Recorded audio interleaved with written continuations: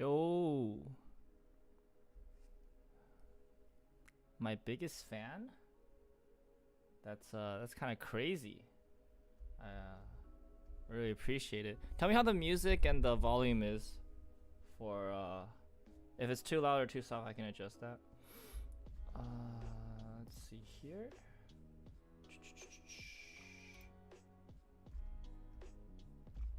Did Thomas cut your deck good in the final? He cut it real good, that's for sure. I've never seen my deck cut so favorably for my opponent. That was kind of crazy.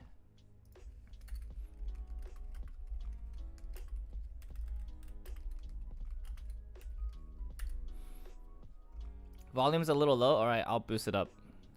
How's this? Testing 1 2 3.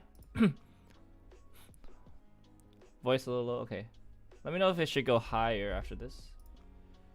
Higher. Where else do I want to post this? Oh, I should post it on Facebook. I'm dumb.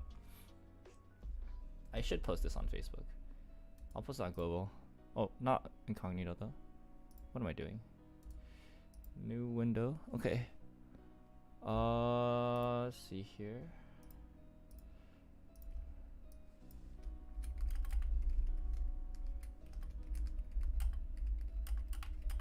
Higher? Damn.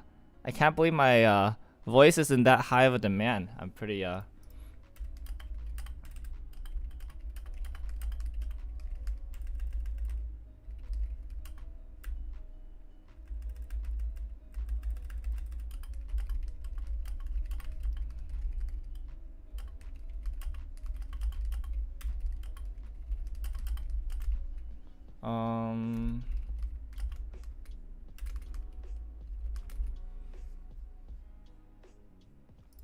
okay. Alright, and then last one I should probably tweet it.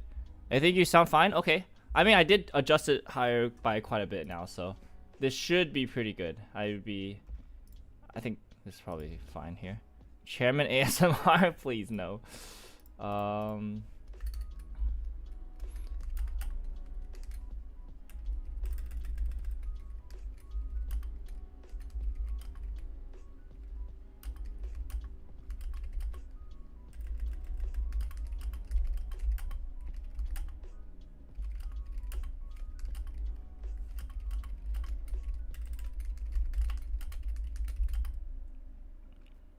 Okay.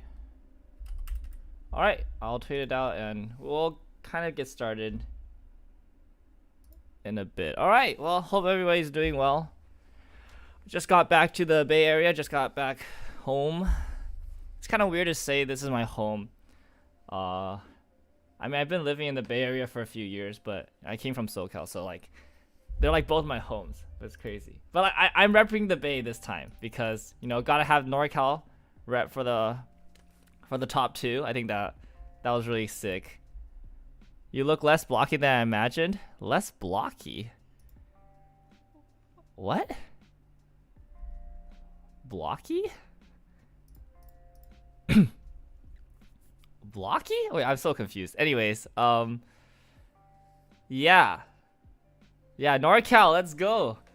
Dude, NorCal, okay, the story of NorCal Weiss is actually kind of crazy. Because when I moved up in the middle of COVID, there was actually not a single good Weiss locals in the Bay Area. There were good locals in Sacramento, which is like an hour and a half away from like SF Bay Area. But like in SF Bay Area, there's like not a single good Weiss locals. And then I mean, I didn't do anything during COVID, but after COVID, like it's primarily a single shop, and then I'm trying to get another shop up. But the primary shop is card art, and this is like really a passion project of some excellent TOs and Weiss like organizers in the area. Huge shout out to the card art people. They got that place started, and it's so big for like it's actually just such a big locals for Weiss, JP and English. Like we actually sometimes even run 2 tournaments on weekends, one for like experienced players and one for like newer players who are trying to get into the game but don't want to go up against somebody who's been playing this game and no lifing it for like 10 years, right? That's kind of cringe. also really daunting. So sometimes we have like 2 tournaments going, and they both have like double-digit players, which is like insane. And then like, yeah, so like this locals just came out of nowhere, and like it's been my home and primary place where I get a lot of weiss practice. And yeah, I think without this locals, I would not have been able to get the practice and the support, I guess, throughout the year to like prep for this event. And especially because of TRV too, because like there's a guy at the locals, his name's Carter, and he also plays a lot of TRV. I forgot. Okay, so I think one of the guys at the locals like figured out the dual laner build around the time that we were figuring it out, and then like this other guy Carter, he picked it up, and then he also innovated on it a lot. And so because he innovated on it a lot, he was able to practice with me, and then I took some of his ideas, and then like he took some of my ideas, so he also pushed, you know, that whole deck. So it's kind of cool to have like other people, you know, to bounce ideas for the TRV deck off of. I think he was actually at BCS2022. I don't know how he did. I think he didn't do that well, unfortunately. But yeah, it's like really cool that there were like other players at my locals playing this, and we were kind of like yeah, just bouncing ideas and stuff back and forth. Let me pull up the deck log actually. Let me get a look at it. So yeah, I guess we could start with the deck log. I mean, there's really not much to talk about with the deck. This was the deck. I built this deck log in September. I literally haven't changed it since September. I remember when you first debuted that Pachin dual later build against me. Yeah. Oh my gosh. I'm sorry, Michael. You're just like my guinea pig that year, or that tournament. It's kind of crazy. Like this deck is kind of does everything at the same time. Yeah, so I mean, look at the list, it's pretty straightforward, right? Like a lot of 4s. Yeah, 4 Mikey, 4 Pachin, 4 Peion, 4 Chifuyu, and then the 0 line is like 4 Riki, 4 Takemichi, 4 Mikey. Just like, you know, 12 ways to hit yourself at level 0. You want to get to level 1 pretty much as soon as possible. There's actually this play you can do is if you're going first and you think you can open double Chifuyu really quickly, you actually just pass turn going first. So then they like have to swing open and they hit you to level 1, and then you do double Chifuyu, and then like they have like 1 damage. So you double Chifuyu, you attack them twice, and they're probably like 0-3, 0-4, and there's like no way for them to hit 1, and then they just can't answer your Chifuyu, and then you just double Chifuyu again, and then the game's over at that point. So that didn't happen this game. I actually did pass turn going first once, but then I freaking like double like 2 soul triggered afterwards, and I hit him to 1. I was just like, okay, whatever. Literally the reason why I didn't want to bring Conta Marine. Yeah, this deck basically eats Conta Marine alive. I don't think that I can win against a setup Pachin board, but yeah. Anyways, yeah. So actually, this is like really similar to the dual laner build that I played for BRO. The only difference is I cut some of the level 0s, and then I just added the 4 Pachin and the 4 Peion. But I think everything else. Oh no, I added the Rikis, but like I think the Rikis were supposed to be added anyways. But yeah, like it's actually the same thing. Hypothetically, what would you do if you play that pass line and then on second turn dual laners you have no waiting room and no way to get more waiting room? So if you're level 1, you have the waiting room from leveling up. Like your clock goes to your waiting room. And generally speaking, I don't go for that line unless I have a Mikey in hand. So like, if you have a Mikey in hand, then you can mill 5 and that gets you your waiting room. Or another way you go for that line is if you have Takemichi and Hinata, because then you do Takemichi, clock yourself, get a blind stock, and then Hinata, pay that blind stock out, clock yourself. That's usually how you get to level 1. And then that also mills, that technically mills like 3 cards from your deck. Right, so like let's say I open 1 Shifuyu, 1 Takemichi, and 1 Hinata, right? And I'm going first, I pass. Right? Then they attack me like once or twice, and I'm at like 0-5 or whatever. It would have been second turn on laner, so you would have at most 2 waiting room at that point due to stalking for the previous turn. Oh, you're saying the second turn, right? Oh yeah, I mean the second turn then you brainstorm. Like you brainstorm or you do like the Mikey or whatever. To get more waiting room, or sometimes you can even just play the Peion and then just use this to get more waiting room, because like even if you're paying a stock to get more waiting room, since you're stocking so much on that following turn, it's like it's fine, right? Yeah. Like there's ways to get more waiting room, I think.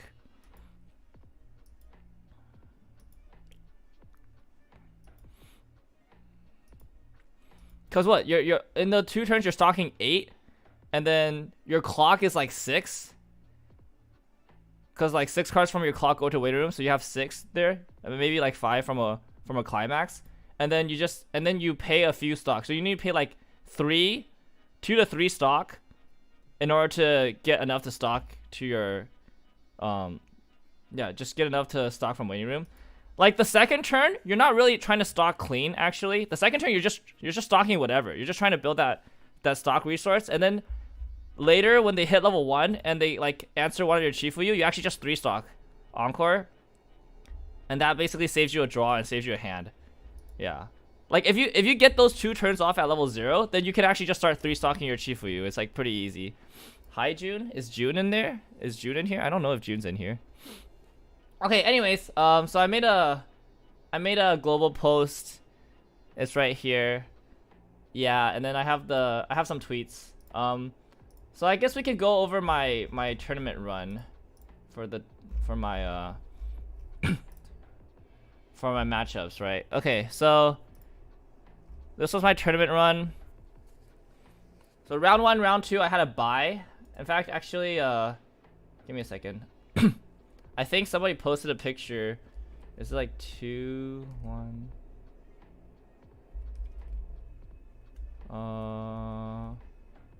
I got tagged in like somebody posted like a picture of people in like the like a group of guys that were hanging out like with the buy cards. When was this? I'm trying to find it. Oh, here we go. I found it. Here we go. Yeah, I was hanging out with some of the the buy card boys, as Jesse puts it. Yeah, so we all had buy cards. We were just getting lunch at the food trucks outside the convention. So yeah, honestly, having a buy card is pretty nice. Even if your tiebreakers are kind of shit for using the buy card, it's really nice because you just have more time to like relax. I'm not really awake first thing in the morning, but like, you know, getting to play at like 1 a.m. or 1 p.m. starting the tournament at 1 p.m. is kind of nice. I got some food with the boys here. I think everybody here in this picture did pretty well. I think Hung and Jess. Oh, so I think Jesse was X1, X2. I think Hung and Jeffrey were X2, and then yeah, I made top 8. So yeah, so buy card round 1, round 2. I think if I didn't have a buy card for this tournament, I wouldn't have played because I judged the previous day. I was judging Saturday, and that was like 14 hours. So I think if I didn't have a freaking buy card, I wouldn't have the energy to play like 7 rounds the following day and play well. Yeah, so round 1, round 2. By round 3, I played against Yue, who's in chat. Yue's Dragon Maid. This was really funny because Yue was in NorCal the past 2 weeks. So I got to hang out with him and Tom. And I think on Monday we were playing some practice games for BCS, and I just played Yue like 3 times. So like we played that matchup. It's pretty bad for the Dragon Maid player. And then on Thursday we met up at another car shop and we played more games. I played Tom for like three matches. So like we got practice there, and that was just like the beginning and end of my BCS run, right? So it's like played Yue round 3. Honestly, yeah, this matchup's really bad for his build specifically because he has an on reverse combo at level 1, and that's not getting much reverses. But honestly, like the Kobayashi deck is like pretty good at getting resources and being non-interactive.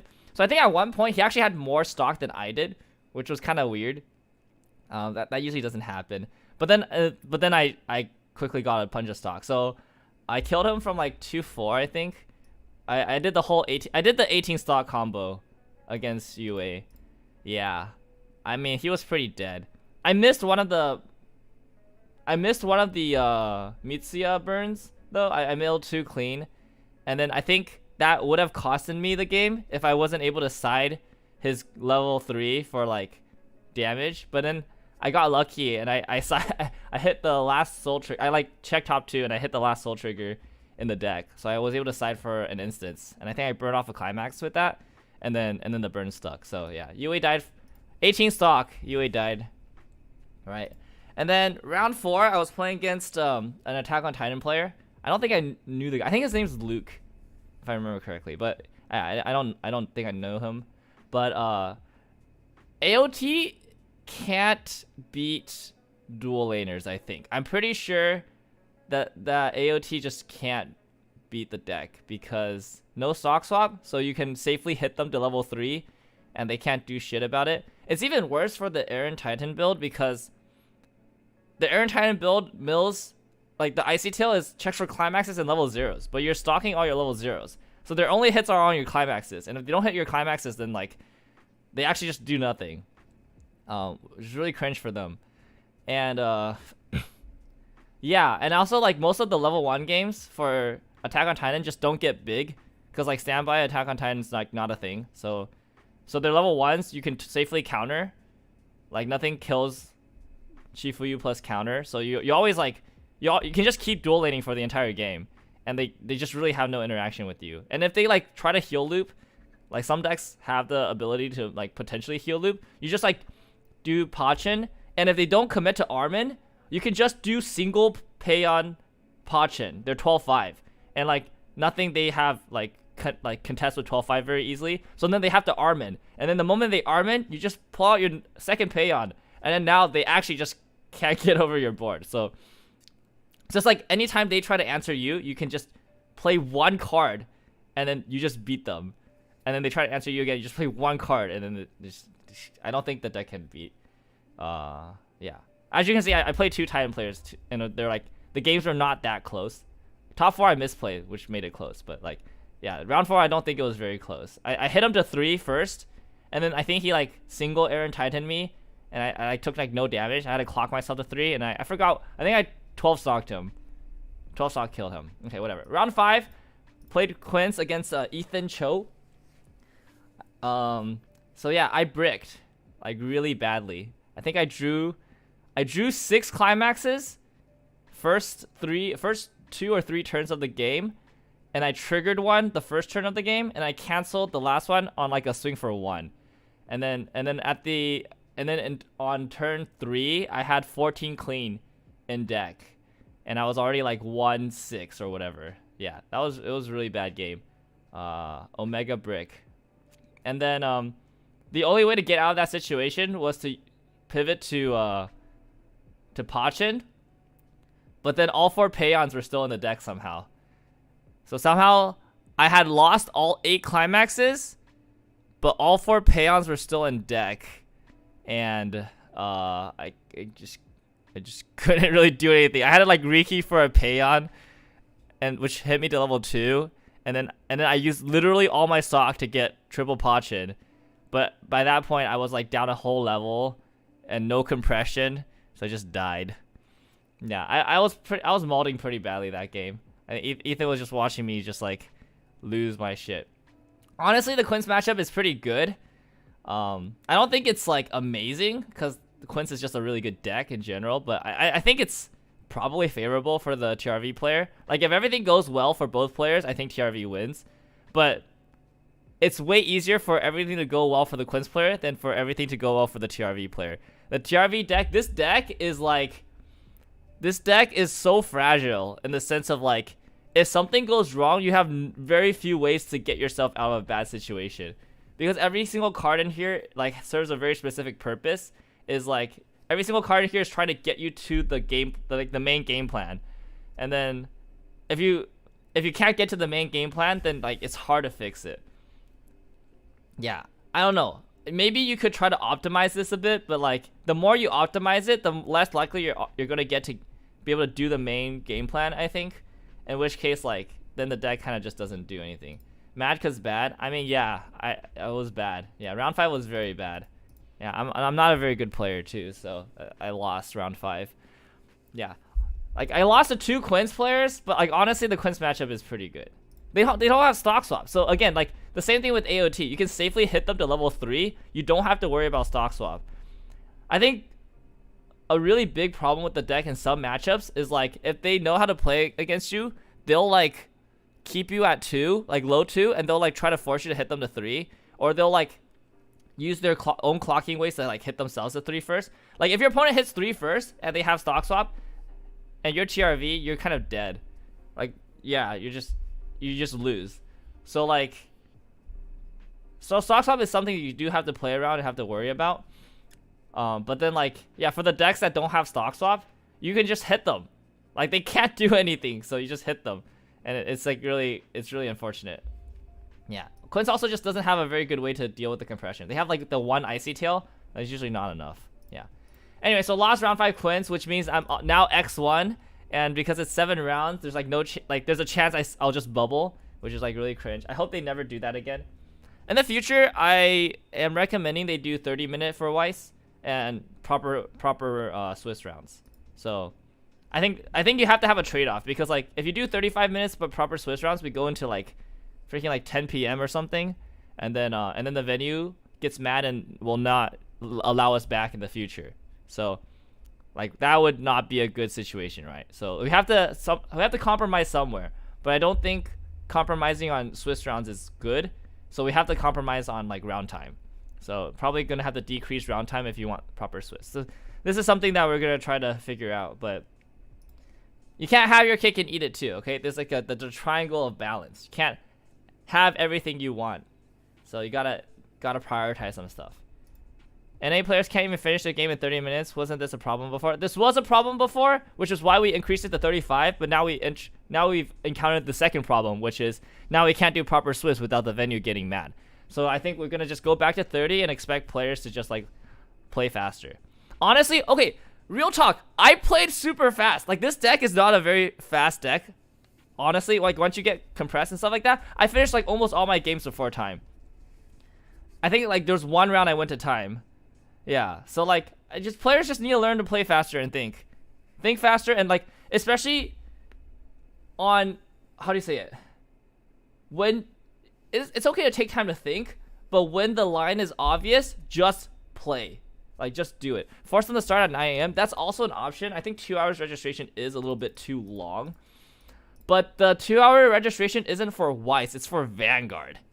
Like Vanguard actually will take close to 2 hours for registration. So I mean, Weiss can get done with registration in an hour probably, no problem. But Vanguard takes a lot longer. So yeah, I don't know. We'll probably explore solutions. I mean, it's not really up to the judges. It's like this is a TO issue, so Bushiroad has to come up with the solutions. But yeah, you guys just keep letting Bushiroad know that like 7 Swiss rounds for 180 players is not okay. Like this is just not acceptable in my opinion. Like what? 7 X1s bubbled? 7 X1s bubbled at Anaheim? That's so ridiculous. But yeah, this is not acceptable. But you can't have 8 while having everything else that you want, right? So yeah, either something else has to give. Either shorter round times, or you have to start earlier, or whatever. Yeah. I mean, Weiss was really smooth this time too. No repairs, and we still went to 9 p.m. Can you talk about next round? Okay, sure. Yeah, so anyways, Fujimi Bunko was round 6. I did not expect to see a Fujimi player in the top tables by the 6th round. Like this was kind of crazy. And so it's been a long time since I played Fujimi, so I didn't really know what their deck could possibly do. I just knew they had like, it was 8 standby, so I knew their dudes were big. And I was pretty sure Pachin was bigger, so I really wanted to go into Pachin in this matchup, but like I couldn't find Peons, so like I actually got into Pachin like really late. He had already set up his full board. So I think the front row is like Tomonori or something, and then the back row is like the Aisha. So he had full board of 2-2s, and then the back row he had double Aisha 3-2s. So I think they were like what was it? It's like 11-5 plus 3k. So yeah, they were all 14-5. And then at level 2 I finally got double Peon, so I went full board Pachin, and I killed his entire board of 2-2s. I'm pretty sure that was a shock for him. So like yeah, I don't think I've ever seen like the perfect Fujimi board just get answered by anything, and it got answered by triple Pachin. It was really funny. All right, so that was really funny. But then the shock was what he did on his following turn. Because then I think he's 3-stocked a Tomonori, and then he played the standby, and then he killed my Pachin.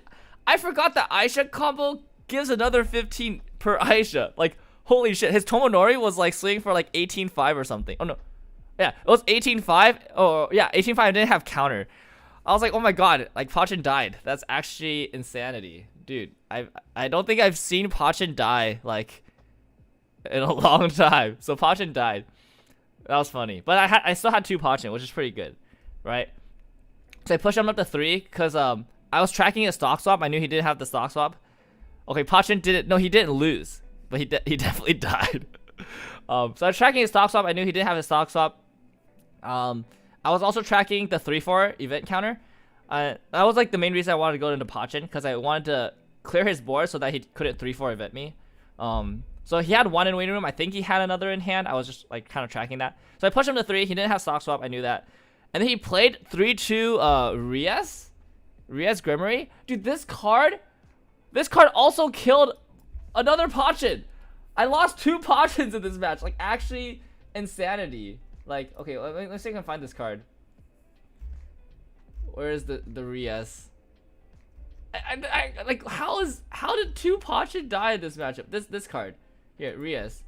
Yeah, when this card attacks, this card gets plus X power until end of turn. X is equal to the number of Fantasia, Fuku, or demon characters you have times 1,000. This counts herself! Like, what the heck? Like, what? Oh, it's like freaking, how do I, okay. How do I move the, oh, I'll hide the chat real quick. The overlay is annoying. Here we go. This counts herself! Like, what the heck? She just attacks for 15 if you have a full board. And so 15 plus Aisha was 16-5, and then she tied my freaking Pachin. So I was like, okay. I didn't think that was a thing. So yeah. Lost 2 Pachin that match.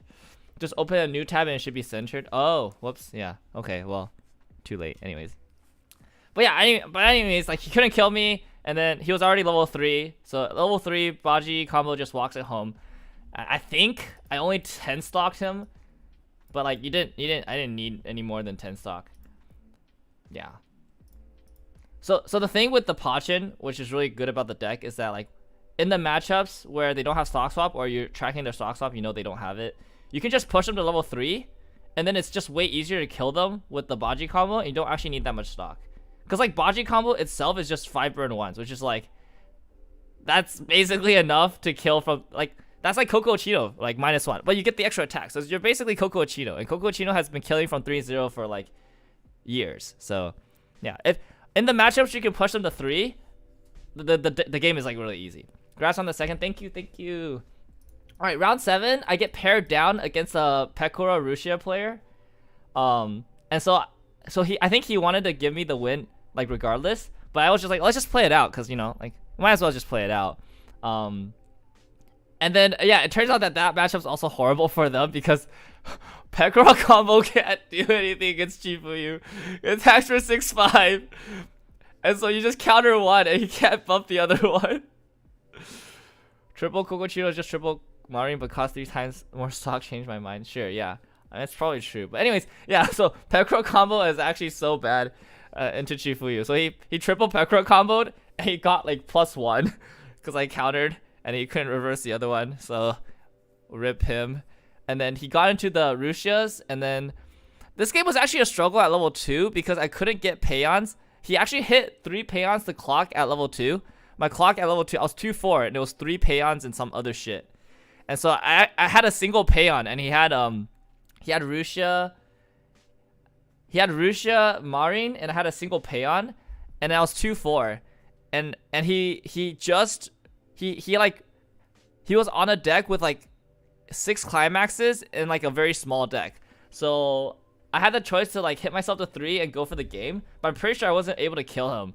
But then I knew that if I didn't contest his board, he'd be able to like stabilize at 3 and like snowball, and potentially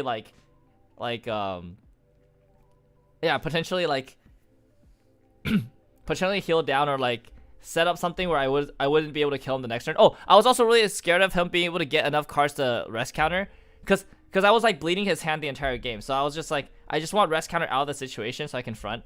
all the attacks. Because I didn't have the brainstorm in that matchup, so I couldn't like side and sculpt for the trigger. So I did this really weird play I've never done before, but I basically played my single Payon, shuffle back 2 to pump Pachin 2k, then I drop salvage over the Payon to drop salvage the Payon, and then played the Payon again, shuffle back 2 more to pump my other Pachin 2k, so that they were 14-5, so that they could swing over the Rusia and the Marin. And so like because I did that, he had to hand encore the Rusia, and then his hand was actually like just like 3 cards at level 3. And then so I think he stock swapped me, but then he just like had no gas afterwards. And then I was able to walk it in again with like single Baji combo. Rod said Tokyo Rangers is a good anime. Dude, the anime sucks. I watched the anime. I finished the anime and the entire like, oh dude, Takemichi just cries. He just cries all day. Like a problem happens, he cries, and then the problem is solved. It is like very dumb. Anyways, yeah, I did not like the anime very much. But at least there was like some good memes in there though. Like what is it? It's all Mikey's fault. Yeah, the reason I lost is all Mikey's fault. I hate the AMC so much. I'm glad we can all agree on the same thing. Yeah. So anyways, so after round 7, I'm 6-1, right? But I'm still on the bubble because it's freaking Takebichi. That's such a great name. So I'm still on the bubble. And I'm pretty sure like there's a good chance I bubble out. Like there's no like I know I'm not guaranteed in. And I freaking end 8th. My only loss was to undefeated Quince, and I'm 8th place. Like this is just like actually so cringe. But not only just cringe for me, like my friend who was playing Mushoku won round 1 of round 6, lost round 7, and was 10th. Think about that. He won round 1 of round 6, lost round 7, 10th place. Like, he lost the final round of Swiss. He should have been in top 8, right? Like that just seems like it makes sense. But like, oh my god, just like, this is why 7 rounds is a mistake. Oh, did you know for Anaheim specifically? Actually, this is the funniest thing. So at the end of 7 rounds, we had 2 undefeateds and 13 X1s. Okay, so that means that round 8, the undefeateds would be playing each other. So one of them would be, 8-0 after round 8, and the other one would be 7-1. There are 13 X1s. So 12 of them will be playing each other, right? So tables 2 to 7 would be X1s. And so 6 of those players will remain X1s after round 8. Right? So we have 1 undefeated, the X1 that lost to the undefeated, and then 6 more X1s that beat another X1 in round 8. So that's 1 undefeated and 7 X1s, right? Then we have the last X1. He would be playing a pair down against an X2. If he won, that means we would have 8 X1s and 1 undefeated, which means that after round 8, there was still a chance for an X1 to bubble. There was still a chance for a bubble. Like, it's actually so ridiculous how bad 7 rounds is here, okay? So yeah, if there's any proof that like proper Swiss is the most important thing, this tournament was an example, right? Just never do less than proper Swiss. It's just absolutely stupid. Yeah, imagine losing once in tournament and just like not being able to make top 8, right? That's just, I don't know. Or you just cut to top 16 if you really want to, right? I think that's also fine. Like if you do 7 rounds, cut to top 16, it's actually fine because all X1s make it, and then you basically have your round 8, except you don't need everybody. So you can kind of clear out like the rest of the staff and just do that. But then you double the amount of deck checks you have to do, which is kind of cringe. So I don't know. I don't know if there's a good solution, but you just do an extra round, whatever. But anyways, I make 8th. I make top 8, pass deck check, and then top 8 first round. I'm against Yumin Kim, dude. 3-year WGP winner, Yumin Kim. He won JP WGP 3 years in a row playing Quince. This guy is the king of Quince. This guy is like, this guy is just freaking goated on Quince apparently. Also goated on webcam weiss for the online tournaments 3 years in a row. That's actually really impressive. even for a webcam tournament, that's like super impressive. And you know, obviously undefeated on the day, makes top 8. So I was pretty excited for this matchup because like clearly he has like a lot more experience on the deck, but then this is a bad matchup for him, right? I think the matchup is not very good. So it's like the test is like, is the matchup really that bad? And so this game was crazy. I hope Newman knows that this game was probably the most exciting and like nuttiest game I've ever played in my life. And Newman played that basically perfectly. I don't think he made any like real major misplays. Like I think like he like prioritized a few things that I don't know if I would have prioritized in his position, but I think it worked because like he was able to keep his advantage up. He's good with all the things webcam related. Okay. Yeah, but I mean, so this game was crazy. So like, oh my gosh, dude. Okay, I wasn't able to get a lot of he streams on a different site. I wasn't able to get a lot of stock in this game because I was trying to like answer his board and pivot into the Pachin. I think I was also out early, so I had to like double drop salvage for something. I don't know. Anyways, I just couldn't get out of stock. And then he was also not really in a good position, I think.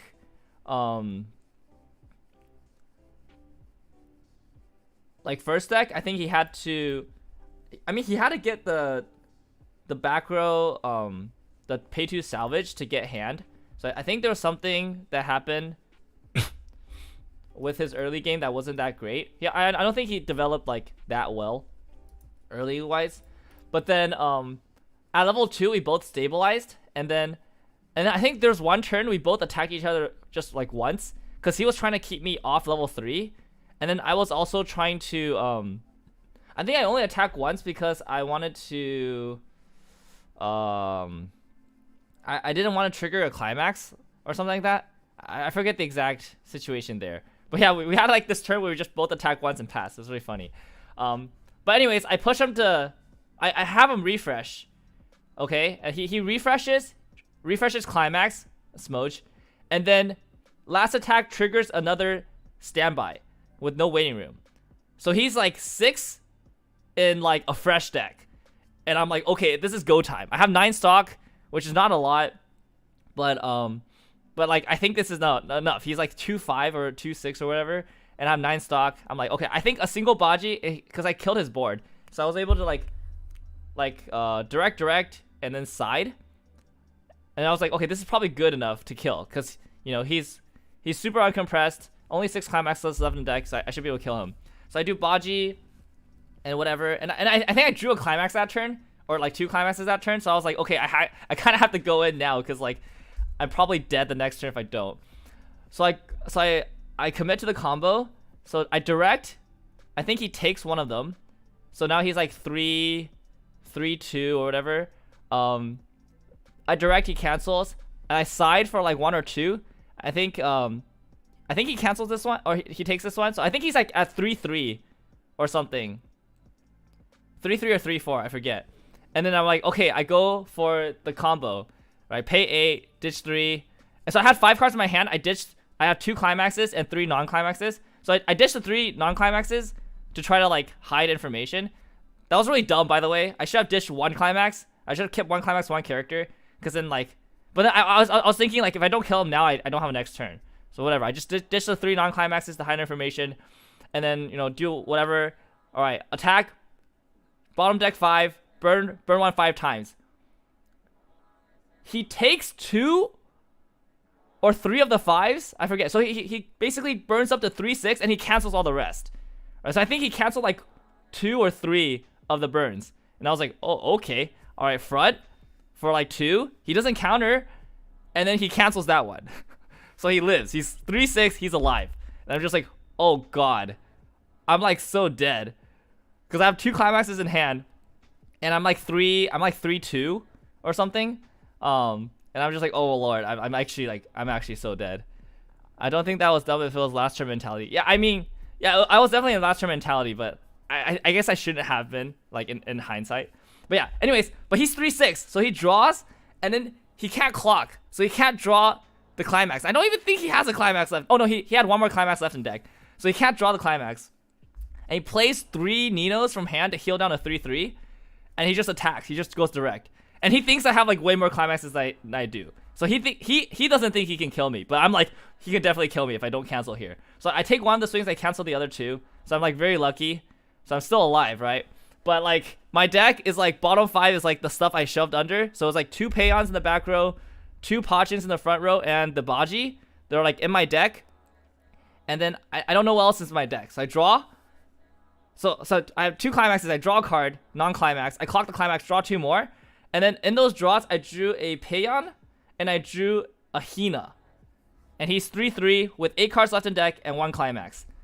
And he has 3 stock. So I know he has enough to event counter me. So I'm just like, okay, how do I win from here? So I have the Mikey. And so the Mikey's third ability is like, if there's no other reverse characters during Encore Step, you can just, at the start of Encore Step, you can pay 1 to rest him. So I was like, okay, I like never use this effect because I never see the turn after Baji combo, but I'm going to do it now. So I saved the 2 Soul Beater.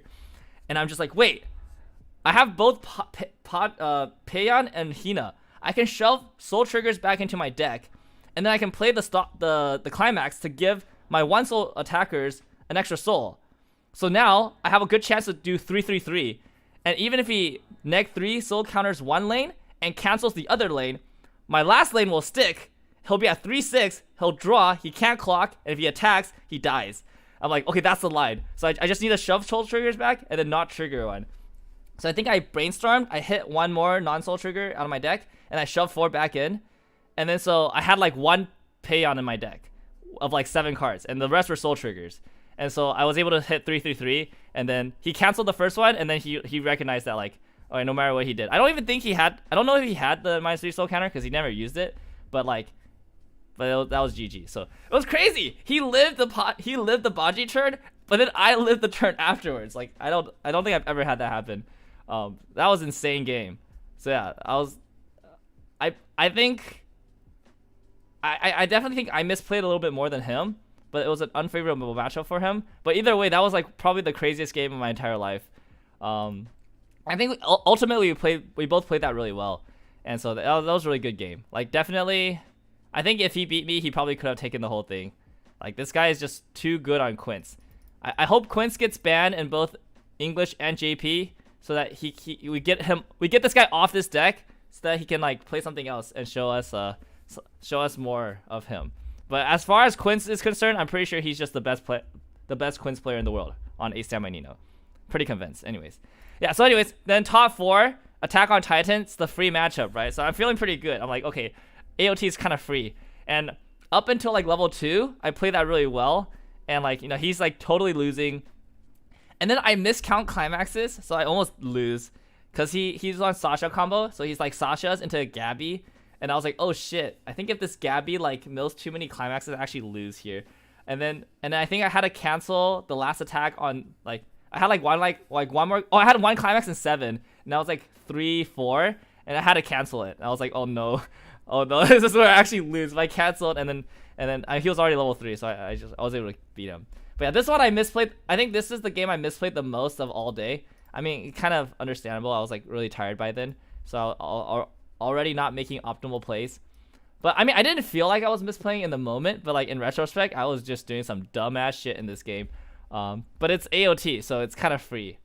Yeah, like even if your misplay against AOT, I kind of don't think AOT is favored. Like it's like what do they do? Like, they can't beat you. It's so sad. So sad. And then finals, I'm playing against Tom. So NorCal versus NorCal, we were playing together Thursday. And I was like, okay, let's go. I'm like really excited because like at this point I'm all chill because like I made worlds, I was able to like accomplish my goal, and it's just like it's like friendlies with a friend here, and so I'm totally chill, and then like the game is just like I explode. Dude, the deck explodes. Dude, everything that could go wrong went wrong. I was 2-5 and he was like 0-4 or something. Like, I don't know how that happened. It's just like, I just took every damage in first deck, and he just canceled everything. And he was like 0-4, 0-5. He had like all full board 1-1s. I was like, dude, I'm good. Oh, and actually, no, he had 2 1-1s. He didn't have the third one. He could have had the third one. He chose to stand by a Brainstormer out instead. So, yeah. Totally could have had 3 1-1s at level 0. And yeah, my deck was just exploding left and right. I'm just okay. Yeah, it happens. And then I remember I compress, and I'm still like behind a level, but I'm just like, you know what? This deck can like steal games out of nowhere. I just need to hit 12 stock. So I hit 12 stock. I had Baji, Mikey in hand. I was like, and he was like low level 2, but I'm just like, you know what? Baji, Mikey, if I just front all the attacks, can still kill from low level 2. I just need to not die here. And I had 2 climaxes and 6 cards. And then so I play a climax. I salvaged the last Mikey I need. And then I had double Imma Brainstorm that game, which was like, I needed it to like mill out on first deck. So I give double top check to the 2 Chifuyu. I attack with first Chifuyu, top check. Oh, it's clean. Okay, that's fine. I'll swing for 2. And he cancels. He's 2-1. He cancels. Okay, sure, whatever. Attack with the second one. Top check. It's a climax. It's a freaking the pants. I'm like, oh no. Okay, now I'm 1-4. But then like I don't want to top check another one, because like if I top check another one and it's a climax, I'm actually just dead. He just like scopes exactly 3 damage and I lose. So I don't want to top check another one. It's like, sure, whatever. I'll trigger this climax for 3, right? And I just hope I cancel. And he cancels, so he's still 2-1. Okay. And then he like sets up his board. I'm 3-3 or something. And then so all he has to do is like do 3 damage. I'm either 3-3 or 3-4. I can't remember. I think I was 3-4. He just has to do 3 damage, and I lose. No. I was 3-3. I was for sure 3-3, because if I was 3-4, he would aim for a 2 soul swing. So I was 3-3, and then he directs for 3, and I'm just like, okay, 1-4, right? I take 3. Last card climax, and then I lose. So that was that was a game. And then Tom was just like, dude, bad game. He was like, that's the worst I've ever seen your deck perform. I'm just like, yeah, I don't know. It is what it is. But yeah, you managed to get a decent refresh at 1-6 and hit him to like low mid 1. Was it that way, dude? I can't remember. I just remember it was really bad. I thought I hit level 2 before he hit level 1. I don't remember. It was pretty bad though. Oh, I mean, I had to like double brainstorm to get on my first deck. I remember this. I had a brainstorm, and then like, oh no, I drop search for a brainstorm. Oh yeah. I remember. So my first turn at level 1, I couldn't get double Chifuyu, so I did Chifuyu plus Mikey to get 4 stock. And then the next turn, I like drop salvage for brainstorm, play over drop salvage for the second brainstorm, then brainstorm to get out my first deck. Those brainstorms are chef's kiss. Yeah. It was recoverable first deck rotation when you refresh well. That's true. Yeah. And then so I refreshed 8, right? And I refreshed 8 with like 6 stock, and I'm just like, okay, this is fine. I just need to like not take damage. And I took like a full level second deck with like all 8 climaxes still in deck or something. Oh my gosh, that was so bad. Yeah. And that's the problem with the deck, right? The deck just implodes because it's so like precise. Like this deck, you have to get used to playing it, and even when you're used to playing it, sometimes things just don't go well, and like you just like, I don't know, it's just like really hard to get yourself out of a bad situation, because your hand and your field are just like so specific, right? You can't really like, I don't know, maybe it's like my perspective on the deck, but I think the deck is like pretty inflexible in the sense of like, you can't react to a lot of situations, but the deck is really flexible in the sense of like you can deal with, like you present threats that your opponent have to react to, and there's 2 different threats. You have the Chifuyu, the compression threat, and if your opponent can deal with the Chifuyu, they can't deal with your Pachin. So you have flexible game plans, but just not flexible like tools, if that makes sense. Like your tools are not that flexible, but your game plans are you have like 2 very diverse game plans for 2 very different matchups. And that helps you basically not have a single bad matchup. I actually just don't think this deck has a bad matchup. I just think it loses to itself, and it will lose to itself very often. Because unlike other decks, it has no way to recover from bad game states. Yeah. So yeah, anyway, so that was my run. Honestly, very happy. I haven't played in an English tournament in person since... I said 2016, but it's actually 2017. I played Spring 2017 because that's when Bane Dream came out, and the California Spring Regionals was in June, I believe. It was like really late. I played that one. That was my last one, and then starting from 2017 fall, I started judging only. Sounds like Weiss, yeah, random order can just really low roll, high roll. Yeah, but Weiss, generally speaking, most Weiss decks will have the tools to like get yourself out of bad situations. Whereas because of the TRV list is so specific, it doesn't have those tools. Yeah, you recovered. Yeah, I did recover well the first deck, but then the second deck I just took like a full level. Couldn't do anything. Hey, really? Yeah. I mean, I haven't played in a English tournament for like years. So, because I like judging a lot more. I actually would prefer judging than playing.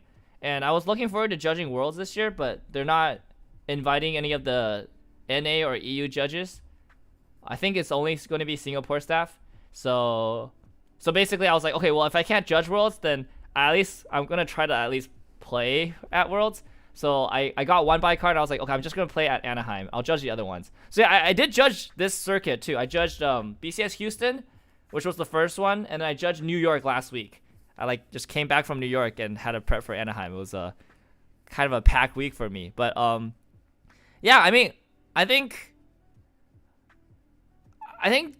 BCS was pretty well done this year. Cause I judged every Springfest this year, in NA, and then I think we had a lot of issues during Springfest because like the first tournament, like post COVID in person, so we had a lot of like kinks that we had to iron out. But then come BCS, like I think we had a lot of those figured out. Get flipped off on camera by Worlds. Okay, yeah, I mean, BCS, the Singapore staff is kind of getting memed on for their BCS, but I mean, hopefully they'll do well. Like I'm hoping that their staff is will be able to handle things well for Worlds. But only buy cards need to be changed 100% to only giving a one round buy. I don't know. Help solve numbers between 7 and 8 round tournaments. Do you think so? I mean, I just think you need to do proper Swiss. I think the buy cards. I think 1 round buy for like a long tournament isn't really like that good. It definitely makes it less valuable. I think I don't mind 2 round. I think 2 round buy is pretty standard for like other card games too. I think it's fine. You just need to do proper Swiss. Like I don't think doing only 1 round would really fix too much necessarily. I don't know. Maybe? I'd rather just have 8 rounds first and foremost. Yeah. Every player says this about buy cards, by the way. Really. I mean, I think it's worth experimenting with if Bushiroad is willing to go in that direction and just make buy cards 1 round. 2 round buys are definitely stronger than Weiss. Oh, yeah, for sure. That's why I went out of my way to get a buy card. Because, like, I don't want to have to play 7 rounds of Swiss before a top 8. Like, I'm definitely down to play 5 rounds of Swiss and not have to, use my brain too much. Yeah. But yeah, I mean, BCS Houston was kind of shaky a little bit for other reasons that I won't get into. Some staffing issues. But BCS Manhattan was great. Dude, Manhattan was such a good BCS for Weiss specifically. Vanguard got kind of memed on because we had like 3 rounds of repairs. But Weiss was great. Weiss was so good in Manhattan. That was probably one of the best tournaments that I've helped run. And we did 8 rounds on accident. But, we were able to do proper Swiss rounds. So that was really good. But because of that, it went to like 10 p.m. like 9 or 10 p.m. So, whoops. Yeah, but, yeah, I don't know. Expect 30-minute Weiss rounds starting next year. I'm very certain that that's the direction they're going to go into. First year at the Javits Center, great venue. We're never going back to Javits, by the way. We're never going back.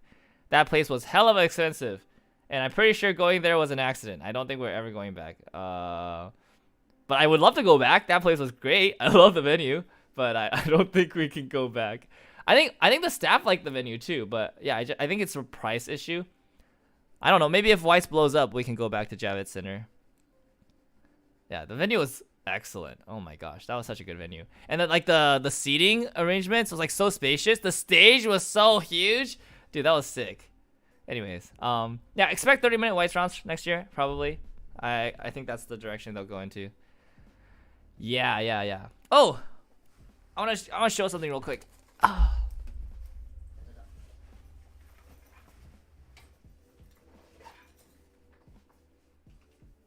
I want to show you guys. I want to show you guys the MVP of my tournament run. So it's always important when you're playing in tournament to keep yourself like energized, especially if you're playing like these freaking big thonk games as Tokyo Revengers. So I had like do you guys know this candy? This is called a Da Bai Tu. It's a Chinese like milk candy. I was just trying to find candy around the house, and we had a package of this. It's called like Big White Rabbit. Yeah, so I bought like a handful of this to BCS, and this honestly saved my top 8 run. I had one like every round, and this just kept me alive in top 8. So yeah. Shout out to Da Bai Tu. Make sure you guys like keep yourself energized at tournaments. Like this was actually so important for me. Congrats on the way. Your deck was the inspiration for your Singapore BCS run. Oh, thank you. Yeah, I mean this deck is this deck in hindsight probably a bad idea to play this deck. Honestly, yesterday I was playing out of my mind. I think that was like the best I've ever played Weiss. Like I was in the zone, I was really focused, like very few misplays if any, except for like this one game, and we don't talk about this one. But like I was so zoned in and like focused. But like I think if I had just like slipped up a little bit more, this would all have just been like crashing down. Cause like the deck is just so hard to pilot. It's so hard and it's so annoying to pilot because like you have to like constantly think about game states and like make all these decisions.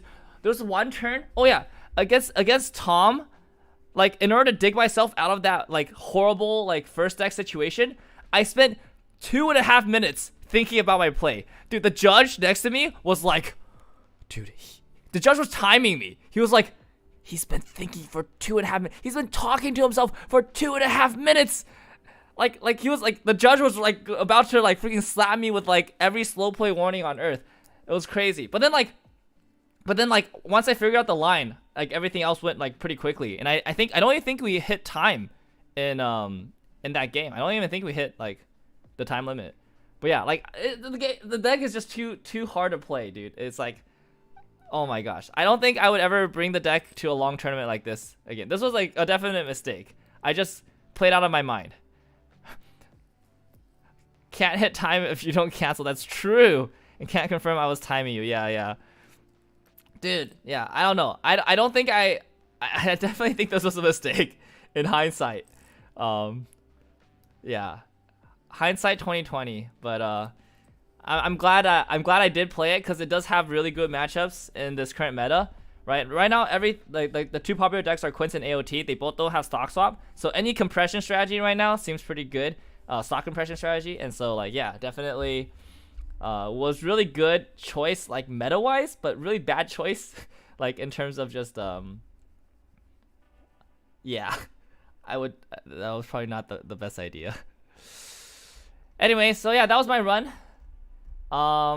Yeah, content, I definitely want to get some of the videos out. I have a few, so I'm gonna make one video for Tressa's and then like either 1 or 2 videos on my channel for this, and then hopefully I never have to think about TRV again. I want to get this out of the way like tomorrow so I can just enjoy the rest of my holiday season not thinking about this.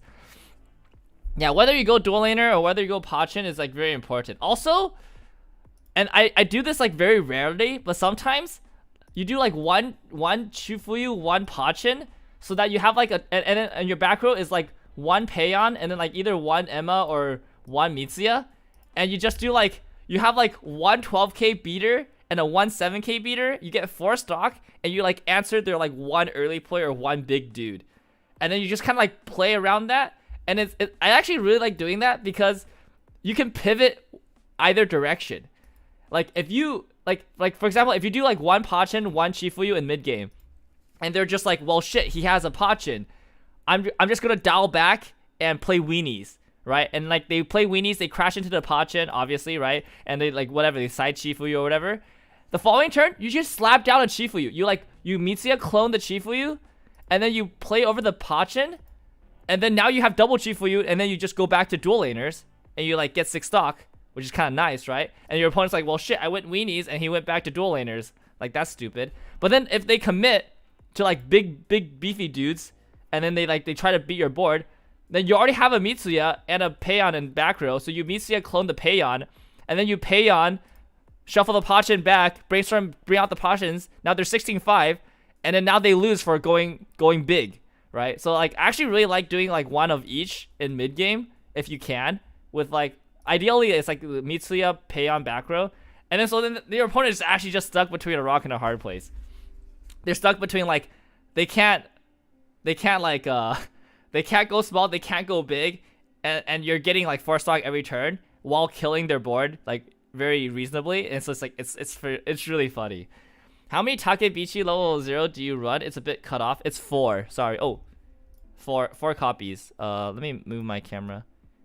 4 copies. Yeah, 444. It's really important to run 444 because that's how you hit level 1 very quickly.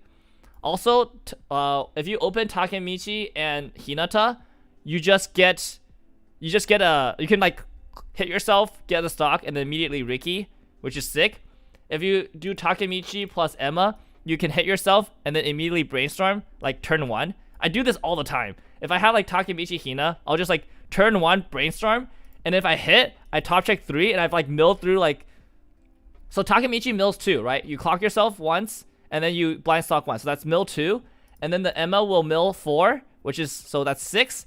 And then if you hit the brainstorm, that's 3 more. So 9. So you can mill 9 on turn 1 with like no stock. Because like you get the stock. That's why I like this card. It's not only +1 stock, it's also mill 2.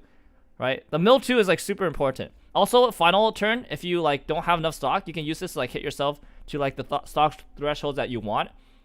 As long as it's less than 18. So yeah, I think this Takemichi is 100% important. Also, if you're going second, this just kills whatever beater they put up.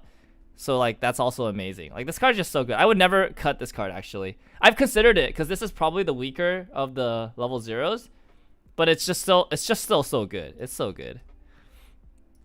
Thank you. No problem, dude. During your Singapore run, you just do the wall and your opponent just scratch your heads on how to do the wall. Yeah. Okay.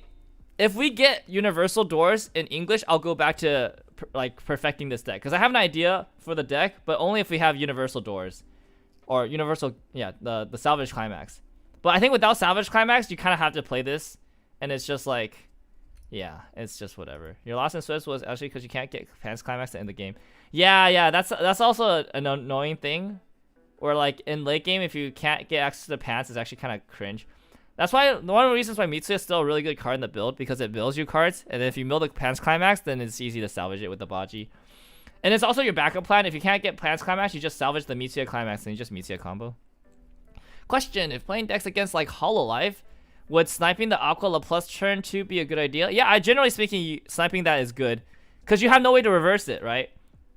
Unless they played like two characters. You can reverse it with Mikey. Otherwise, you can't reverse it. So you just snipe it, and they don't get the +1 from keeping it on the board. You're 100% good idea. Yeah. Anniversary door Prage. I wish, dude. I want the universal door. It's so good.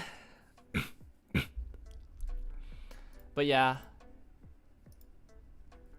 I think this list is pretty optimized at this point. Like, maybe you could cut a few things here and there. But like, honestly, I think you could potentially think about number of Mitsuya. It doesn't have to be 3. If you're down to play less, you can play less. I would not play less, but you could. You could also technically go down to 3 Mikey. I would not, because you always need 1 in stock to pay out, and then the other ones in waiting room are just, Mitsuya is just better than Mikey for your finishing turn in general. And then you could cut this Mitsuya, but I would not, because this Mitsuya is really good in like a lot of like mid-game scenarios. Helps you ditch cards. When you trigger a 2 soul, it helps you salvage the cards you need. It helps you dupe stuff so you can get to the board stage you want. So like, kind of really hard to cut this. You could potentially change it, the Brainstormer, but Emma Brainstormer is so goated in this deck. It's like good early, good late. Like on finishing turn, it's like this card is so broken finishing turn. You just give it to one of your characters, you side, and then you just like choose your trigger. Like, oh, I don't know what you cut, man. Like this list is just so optimized. It's really hard to cut anything in this list. Oh, you played the anti-damage event? I thought about that. So my original list, you can't play it because you run Baji, and like it's a miss for Baji. But now that you don't run Baji, you can consider playing it, and it's pretty dank. I actually don't think it's bad. I would have to test it more. And then the game plan would be slightly different. But like if I'm playing anti-damage event, I'd rather just like play more for the Pachin game. And in which case, like if you want to play more for the Pachin game, you kind of need the doors. Like if you're actually playing Pachin, you can't really play like the stock soul setup as well. I don't think I would play a completely different deck at that point that just focuses on getting Pachin, because I do think Pachin is really strong. But like yeah, I just think that's a different deck. Like I actually don't think Dual Laner is very good if you're trying to go Pachin every game, because the Dual Laner sacrifices like a lot of early game rush and also a lot of early game you sacrifice a damage lead early. Because ideal, if you go Pachin, you don't need a hand and you don't need a clock because your board is never dying. So you'd rather be ahead all game in terms of damage if you go Pachin. But like with Chifuyu, you're clocking yourself early to hit level 1, and you're also trying to like get like these specific cards. You're trying to sculpt this card, and then you're trying to sculpt this card, which is like very difficult, right? So I would only go Chifuyu if I want Chifuyu to be my main game plan and Pachin to be my backup game plan. But if Pachin is my main game plan, I wouldn't play this deck. I'd play a different deck. I play a deck that would like that mills more, and then so that you can mill down to like very low cards and then just do the pay on thing. Yeah. And then I would probably just play Takemichi as my main stock generation. Like this would be my main way to get extra stock, not this. Yeah. But I don't think that kind of deck is viable without doors, because you need the doors to salvage the pieces that you want, especially like the 1-0 counter. Because I think if you play it that build, 1-0 counter becomes amazing, anti-damage counter becomes amazing, but you can't get those very easily with this setup. So yeah, it's a different deck. I would play that deck in JP instead, right? But I still think your end game is still Baji Mikey. Like Baji Mikey is just amazing. Car's deck was focused on Pachin Rush with anti-damage event. He played the Mikey Pants combo as a finisher and a level 3 wall to prevent sides. Yeah, I mean, I think that's fine. I just don't think that's good in English because you don't have the universal door, right? That's like the main problem. Because I tested a version of that deck. I tested like a variant. I was playing Choice, I think. And then I tried Shot. I tried Choice. It's just not the same. You need doors. Like, you need to like, because in that deck, the important cards to salvage are all level 0s or level 1s without soul triggers. Like Choice just doesn't cut it. You just don't get anything good with Choice. You need doors. The deck is actually just unplayable without door. That's the sad reality. Okay, it's actually playable with Book, but we don't have Book either. Like I would play 6 Book 2 pads, but you can't do that either. So it's kind of cringe. Yeah, I gave up on that list when I realized that your triggers like are really important in that deck. Yeah, I mean, maybe you could get around by playing like Salvage Climax or Salvage Brainstorm. Salvage Brainstorm might work, but then eventually lose the Salvage Brainstorm because you don't have because your backward is just gonna be double Payon, right?